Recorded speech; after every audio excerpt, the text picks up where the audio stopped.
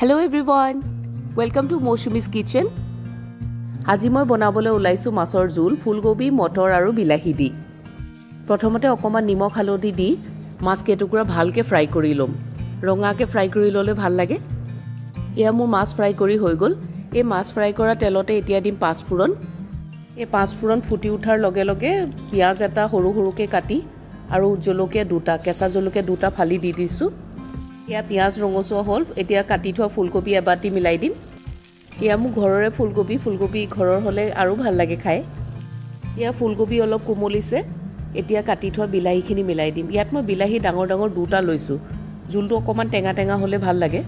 কাশ্মীৰী জলকীয়া গুৰি অকমান দিছো ৰংটো কাৰণে। এতিয়া মিলাম মটৰ আৰু বইল কৰি থোৱা আলু। আলু নিদিলেও বহুত টেষ্টি হয়। আলু মই জাষ্ট দিছো, মই আলু খাই খুব ভাল পাওঁ কাৰণে।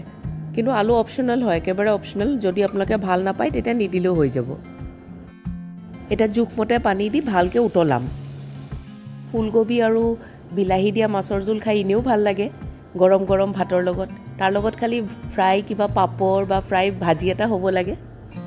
জোল ভালকে উতলোৱাৰ পাছত এয়া মাছখিনি মিলাই দিলো, ফ্ৰাই কৰি থোৱা মাছখিনি। এয়া মাছ মিলোৱাৰ পাছত আৰু 5 মিনিট উতলাম। তেতিয়া খুব ধুনীয়া টেষ্টটো হ'ব, জোলৰ গোটেই মাছৰ টেষ্টটো আহি যাব। এতিয়া শেষত নমোৱাৰ আগে আগে মিলালো অকমান গৰম মছলা। এতিয়া আদাও অকমান সৰু সৰুকে কাটি দি দিলো।